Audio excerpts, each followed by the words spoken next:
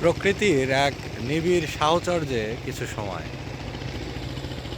চারপাশে বিস্তৃত এলাকা জুড়ে ফসলের মাঠ, ধান ক্ষেত, ভুট্টা ক্ষেত, বিভিন্ন প্রকার সবজি রয়েছে ওই দূরে। আর এই পাশটাতে এখানে একটু নিচু জমি, এখানে একটু জলাশয় এবং চতুর্পাশে ধান রোপণের জন্য জমি প্রস্তুত করা হচ্ছে।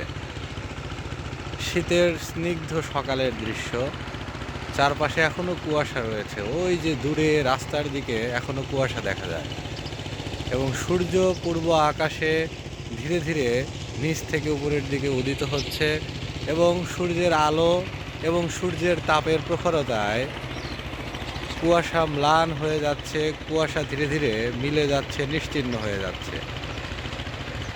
চারপাশে পাখির কলকাকলিতে মুখরিত হয়ে আছে চতুর্দিক।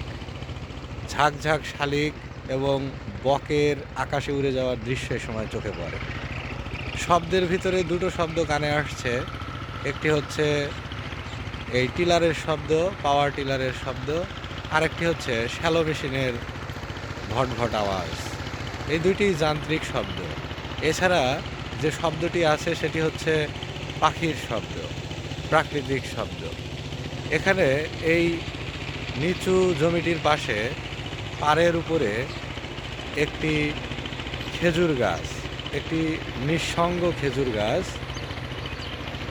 খেজুর গাছটির কোনো সঙ্গী নেই, তার সমবয়সী কোনো সঙ্গী সে পায়নি, একা একাই সে এখানে দাঁড়িয়ে আছে এবং পাখিগুলো যেন আশ্রয়ের জন্য এই গাছটিকেই বেছে নিয়েছে। একদল সারস এসে বসেছে এই খেজুর গাছটিতে। সকাল যেন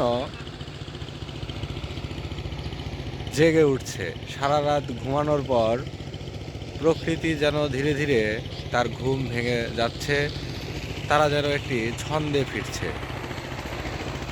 এখনো গাছের পাতায় কুয়াশা ভিজে আছে, ক্ষুদ্র ক্ষুদ্র পানির কণা ভিজে আছে। একটু পরেই এগুলো নিশ্চিহ্ন হয়ে যাবে। এই যে কোমল এবং স্নিগ্ধ যে ভাবটি প্রকৃতির, এটি আর থাকবে না। একটু পরেই এটি আরও বেশি উজ্জ্বল, আরও বেশি প্রখর এবং প্রাণবন্ত হয়ে উঠবে।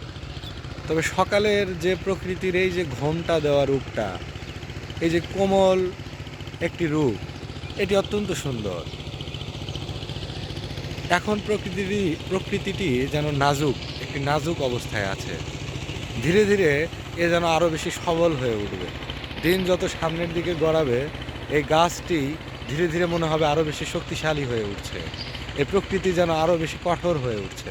আর সকালবেলা মনে হবে একদম স্নিগ্ধ, শান্ত, কোমল, অত্যন্ত রূপসী একটি রূপ।